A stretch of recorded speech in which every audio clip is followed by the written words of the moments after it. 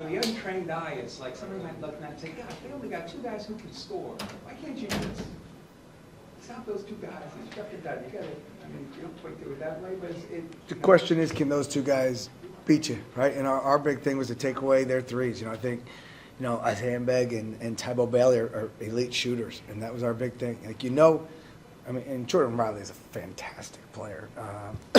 We all know that. I got to spend some time with him at media day, and he's great family, great kid. Like he's phenomenal. He's taking the second most shot attempts, I think, in college basketball this year. Right, you're going to score points when you're averaging almost 20 shots a game. And then if you look again, the big kid, Giovanni inside. We worked on it. We worked on the seals. He's so good at seals you so close. It's tricky, because it's not a lot of post moves. It's just deep seal, and you're trying to fight and get around. But again, I thought we had a great game plan. Great credit to our staff. I thought we locked in, and I thought the guys really paid a ton of attention. And that was something we talked about. Take away the other guys.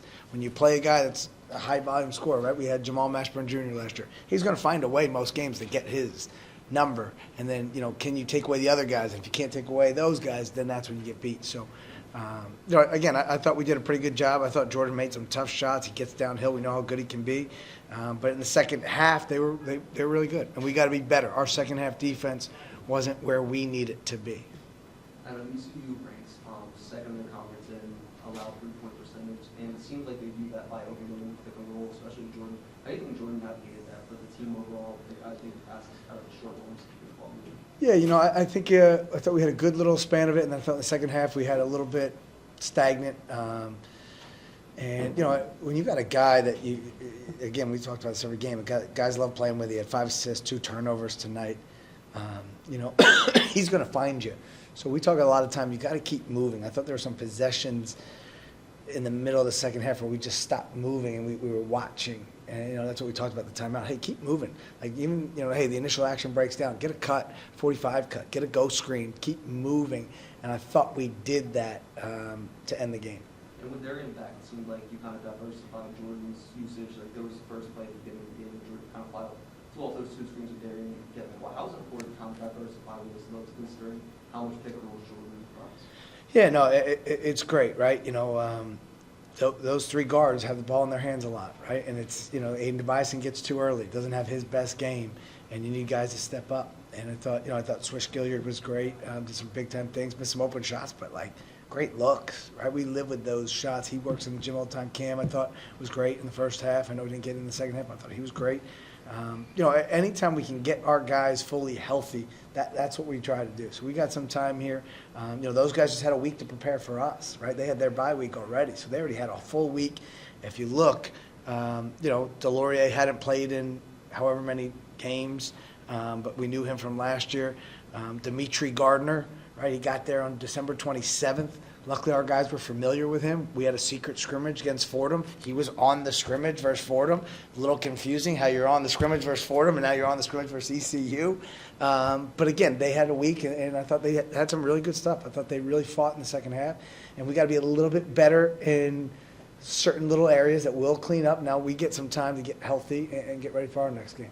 What's your view of just the evolution of Gavin just really taking off? I mean, there's a guy who thinks that he could go the way he wanted his first 2 stops, and now he's starting to look like the player that we thought he could be out of high school. We recruited him really hard at Penn State. Mike Fairley did a great job as the lead recruiter there, who's at Notre Dame now. Coach Shrews and I went and watched him. We met with his family. The player that you guys are seeing is what we expected. And I think sometimes it's opportunity, it's fit. And look, I've said this and I'll say it again. I'm the 3rd best college coach he's played for. So when you have a chance to learn under Steve Peichel and Fred Hoiberg, whether you're playing or not, that's a basketball 101, right? You're getting so much info from those guys, and you're going up against amazing players. So I think it's a great credit to him that he was getting better. We just maybe didn't see the results on the court, but I think he averaged 17 minutes a game as a freshman at Rutgers. But it's a great credit to him. He stays with it. He works on his craft. He watches film. He's got a really high IQ. He'll text me. He's watching college basketball games. Hey, coach, did you see the end of this? Or when you love it, and he loves it. He loves to work on his game. He loves being with his teammates. Like, you're starting to see him come out of his shell.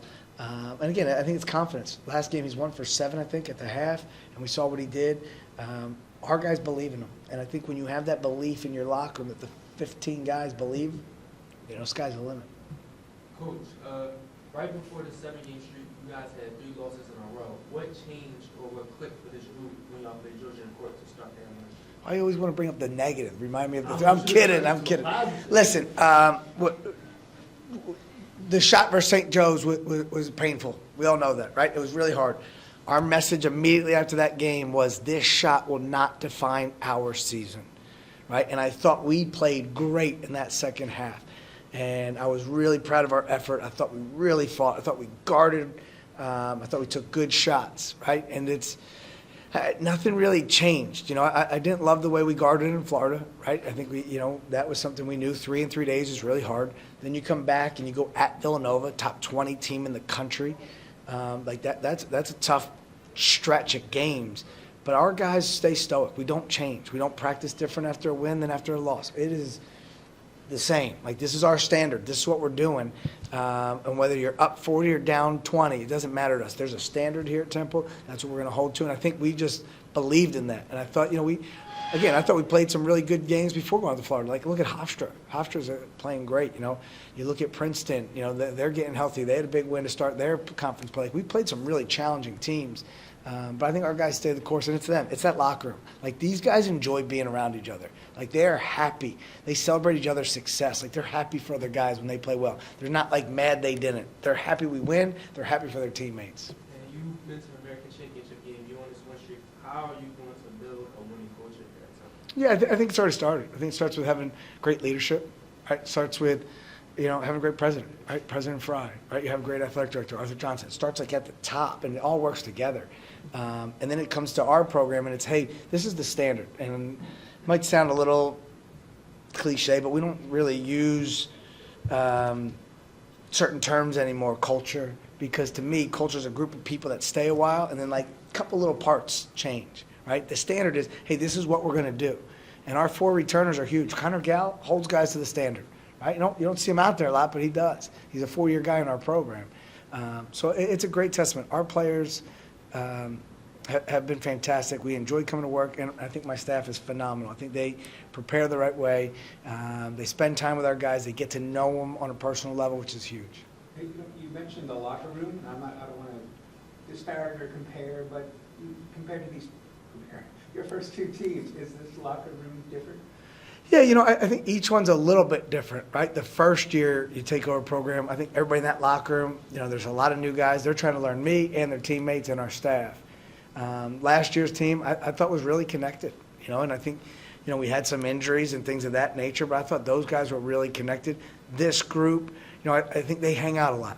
And it's, I think I shared this over the summer. I would randomly get text messages of a group photo of them at Outback. I have no idea they went to Outback.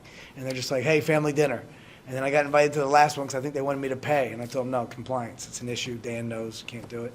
But that's the cool thing. That wasn't us. It's got to be authentic. It's got to be real. They were just sending it to me, and they were doing it on their own. So, I think that's the stuff that's different with this team. They spend a lot of time together off the court. And the other teams did as well, but this one's they hang out a lot. Was AJ ever able to get that? With the start of the semester on Monday, we should have an answer going into Memphis. Again, I'm just trying to make sure he gets everything set. Trying to look out for him and his family. But yeah, as we start this next semester, we should have an answer going into Memphis. Assuming there's nothing new with CJ. No, nothing new on that front. To round it out, Jordan looked like he dinged his elbow late in the first half. It came back. Is he all good? Was that just kind of? Yeah, I think so. I think we got a lot of guys that are a little bit nicked up. We need this next couple of days to get healthy. But yeah, when you play as hard, I think, as we do, you're going to have some little nicked up things on the court. That's why we've toned down a little bit on practice and done a lot more mental approach this year. How do you approach the next, what does the next week look like when you have this much time to prepare, and how do you kind of pace it out? Yeah, I think you focus on you, and you really do a deep dive on your own team. What are the areas that we need to work on? right? Not as much Memphis right now, and then we'll switch to prep like we normally will. We'll prep the same exact way we do, but we'll spend that, and we'll ask our guys, how do you feel? Like, do we need an extra day off? And maybe just watch some film? Do we need to walk through some things? We really listen to them and how they feel. You know, we got a lot of guys playing heavy minutes, so, but we'll focus on us to end the week, and then we'll get ready to prepare for Memphis like we do every other game. Caden has had two kind of maybe frustrating games in a row. What was your sort of observation or message to him? Yeah, he's fantastic. He's going to be great. You know, foul trouble a little bit here. We all know how good he is. The team knows how good he is. You know, he's a great kid. Just told him after the game, I love you. Be ready. Simple. Is part of it just him still learning how to pick his spots when you have four guys that can kind of lead you there? Yeah, you know, again, I don't know how many games he's been in foul trouble in his career, right? So that's like a little bit of a rhythm. That a lot of those things are new to him because he's only a sophomore. Sometimes we watch him and we probably think he's older for some of the things he does. But, you know, he's got such a great respect in that locker room. Those guys know how good he is, and they know, like, hey, we got to find him. He's going to make shots. Now he's got to keep defending and rebounding, like which got him in the starting lineup last year. But he's going to be fine. What does it mean to you guys just to, again, a lot of basketball that we played, to be 3-0, that the non-conference portion of the schedule was up and down, to be 3-0, to be playing this well, have a week off, go improve yourself against Memphis. At this juncture of the season, what does this mean to you guys just to be in this position? Yeah, you know, for us, it's just one game at a time. It's a one-game approach, and we've done that from the beginning of the year. That's our only focus, is trying to get better, trying to stay healthy, trying to get healthy, try to be better. And again, there's a tough little stretch, right? When you play 3 games, you lose 2 of those in Florida, you got to come back and then play 2 big 5 games. It was that 2-week span. We lost 4. You know, besides that, we've been pretty consistent before going there. And I think we really, you know, you got to learn from every game. You learn from wins, you learn from losses, and that's what that team's really good at. They will take every game and learn from it, and how do you get better to it. Like, you know, D Ford, we emphasized that a timeout, shot fake. And what did he do at the end of the game? Drives it, shot fake, get him in the air, goes to the foul line. Like, they're so good at picking up those little things. Thanks, everyone. Thank you.